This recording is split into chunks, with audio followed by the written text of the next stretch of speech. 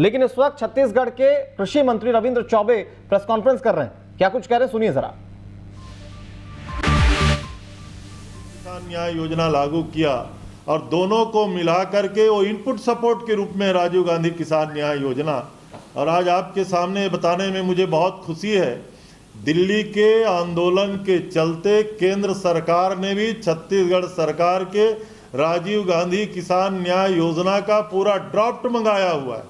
समझौता में किस तरीके से केंद्र उस योजना को लागू करेगी या नहीं करेगी है उनका विवेक है, लेकिन हमारी राजीव गांधी किसान न्याय योजना से जो हम किसानों को इनपुट सपोर्ट दे रहे हैं, लागत का समर्थन, उसके कारण छत्तीसगढ़ के किसानों को लगातार उनके आर्थिक स्थिति सुधरी है और उसके कारण इस योजना का अन्य राज्यों में भी इसका बड़ा सम्मान हो रहा है। लोग जानना चाहते हैं कि इस प्रकार की योजना छत्तीसगढ़ में कैसे लागू की गई है, और सौभाग्य से इस साल 90 लाख मीट्रिक टन हम धान की खरीदी करने जा रहे हैं।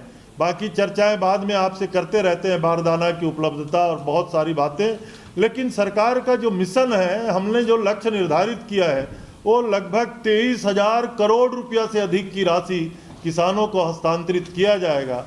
और ऐसे कठिन दौर में जब देश के किसान आंदोलित हैं केवल सपोर्ट प्राइस पाने के लिए, और छत्तीसगढ़ की सरकार सपोर्ट प्राइस से भी 700-800 रुपया अगर ज़्यादा किसानों को दे रही है, ये अपने आप में बहुत बड़ी उपलब्धि है। पिछले 2 साल के कुछ कार्यों में हम लोगों ने लगभग 17 लाख किसानों का 244 करोड़ का सिंचाई टैक्स भी माफ़ किया है। एक और उपलब्धि, पूरे देश में चर्चा होती है कि इंडस्ट्री के लिए ज़मीन दे दिया जाता है और उद्योग लगते नहीं। बस्तर जिले के लोहाड़ीगुड़ा में लगभग 5,200 एकड़ ज़मीन किसानों की जो अधिग्रहित की गई थी, उसको किसानों को लौटाया गया। ये हमारी बड़ी उपलब्धि है। राजीव गांधी किसान न्याय योजना के अंतर्गत हमने बजट में 5,700 करोड़ रुपए का आवंटन उल्लेख किया था, जिसका 4,500 करोड़ रुपया किसानों के खाते में दिया जा चुका है। आदरणीय साथियों, छत्तीसगढ़ में धान खरीदी की सुव्यवस्था इस सरकार के द्वारा, और 2,500 रुपया की कीमत, पहले 2,500 रुपया सपोर्ट प्राइस के रूप में, अब राजीव गांधी किसान न्याय योजना का इनपुट सपोर्ट को मिला करके, लेकिन 2,500 रुपया क्विंटल लगातार जो दिया जा रहा है, उसके कारण जो रकबा है, धान के पंजीयन का रकबा 18 में जब उनकी गवर्नमेंट थी तब ये 24 लाख हेक्टेयर से अधिक नहीं था। इस बार 27,59,000 हेक्टेयर का पंजीयन यहाँ के किसानों ने किया। ये अपने आप में बड़ी उपलब्धि है। धान खरीदी केंद्र भी हम बढ़ाए हैं, प्राइमरी सोसाइटियों का भी विस्तार किया गया है, और इस साल हमने निर्णय लिया है सभी धान खरीदी केंद्रों में चबूतरे का निर्माण पक्का और पक्का सेट का निर्माण किया जाएगा। हमेशा अखबारों की सुर्खियां बनी रहती हैं कि सेट नहीं होने के कारण, व्यवस्था नहीं होने के कारण धान के रखरखाव में तकलीफ़ें होती हैं, और केवल तार पिन से ढक्का बरसात में नुकसान होता है। तो सरकार ने निर्णय लिया है कि सभी धान खरीदी केंद्रों में हम पक्के सेट का निर्माण करेंगे, और उसकी स्वीकृति जारी किया जा चुका है। छत्तीसगढ़ में एक और बहुत महत्वपूर्ण योजना हमने संचालित की है, गोधन न्याय योजना। अब तक छत्तीसगढ़ के लगभग 6,430 गौठान हमने निर्माण कर लिया है। छत्तीसगढ़ में 11,000 पंचायतें हैं। हम लोगों ने निर्णय लिया है कि सभी 11,000 पंचायतों में गौठान का निर्माण करेंगे। लगभग 36 लाख गोबर विक्रेताओं को, गोपालकों को 60 करोड़ से भी अधिक की राशि उनके खातों में हस्तांतरित किया जा चुका है। अभी हम गोबर की कीमत 2 रुपया दे रहे हैं, और वर्मी कंपोस्ट शुरू में 8 रुपया हमने रखा था प्रति किलो। मांग को देखते हुए अब उसको 10 रुपया प्रति किलो किया गया है। ये बहुत महती योजना है। सरकार गौठान बनाएगी, सरकार घेरा करेगी, सरकार ही वर्मी टांका बनाएगी, उसमें केंचुए के लिए भी पैसा सरकार देगी, गोठान समितियों को प्रति महीना 10,000 रुपया भी सरकार देगी, गोबर खरीदने के लिए पैसे का भुगतान भी सरकार करेगी।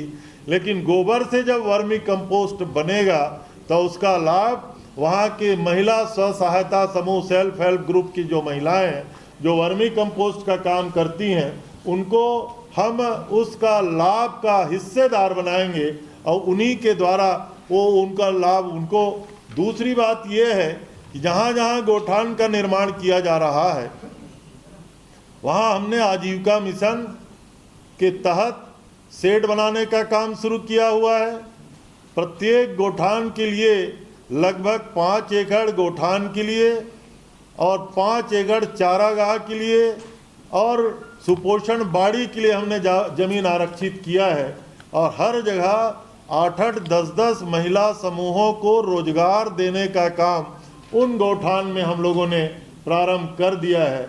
और इसी कारण छत्तीसगढ़ में मैं ऐसा समझता हूँ कि जितने जगह गोठान का निर्माण हो रहा है वहाँ महिला स्व सहायता समूहों को, रायपुर जिले में आप लोगों ने देखा होगा, कहीं अगरबत्ती बना रहे हैं, कहीं साबुन बना रहे हैं, कहीं मशरूम उत्पादन कर रहे हैं, कहीं तार जाली बना रहे हैं, कहीं फेंसिंग पोल बना रहे हैं, कई प्रकार के साधन, कहीं दिए बना रहे हैं, कहीं गोबर की लकड़ी बना रहे हैं, कहीं गोबर के गमले बना रहे हैं और सीधा रोजगार से लोग जुड़े हुए हैं। तो गोधन से गरीबों को बहुत फायदा हो रहा है।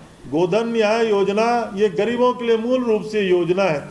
इस योजना में ऐसे लोग लैंडलेस जिसको आप कह सकते हैं, जिसके पास 1 एकड़ जमीन भी नहीं है, जिसके पास गैया भी नहीं होगी, वो गोबर बीन के अपनी गोठान में जाकर उसका विक्रय करेगा और आपको सुनकर खुशी भी होगी, ताज्जुब भी होगा। तुलना मुझे नहीं करनी चाहिए लेकिन आपको बताना आवश्यक है, देश में प्रधानमंत्री किसान सम्मान निधि एक योजना आदरणीय प्रधानमंत्री श्री नरेंद्र दामोदर दास मोदी जी ने लागू किया है। 500 रुपया महीना मिलेगा किसानों को। 29 लाख किसानों ने छत्तीसगढ़ में पंजीयन कराया है। उनकी पहली दूसरी किस्त अगर आप हिसाब करेंगे तो बहुत अल्प है और 500 रुपया भी निराश्रित पेंशन के बराबर होता है।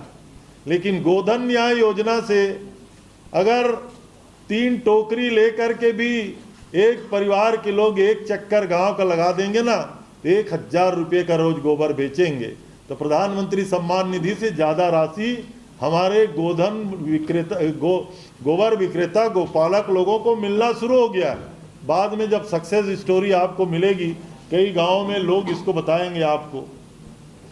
हमने नरवा गरवा घुरवा बाड़ी का कार्यक्रम लिया है।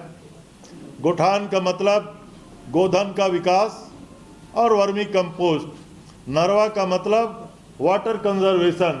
और छत्तीसगढ़ में लगभग 1028 नालों का संधारण का काम हमारा लगभग पूर्णता की ओर है। और सौभाग्य से इस कार्यक्रम को केंद्र सरकार ने नेशनल वाटर अवार्ड से बिलासपुर और सूरजपुर जिले को सम्मानित किया है। छत्तीसगढ़ के कृषि मंत्री रविंद्र चौबे को हम आपको सुना रहे थे, जिन्होंने केंद्र सरकार पर कृषि कानून को लेकर निशाना साधा। साथ ही साथ उन्होंने छत्तीसगढ़ के विकास को लेकर भी कई बातें कही। रुक रहे हैं छोटे से ब्रेक के लिए। ब्रेक के उस पार भी खबरें न्यूज स्टेट पर जारी है।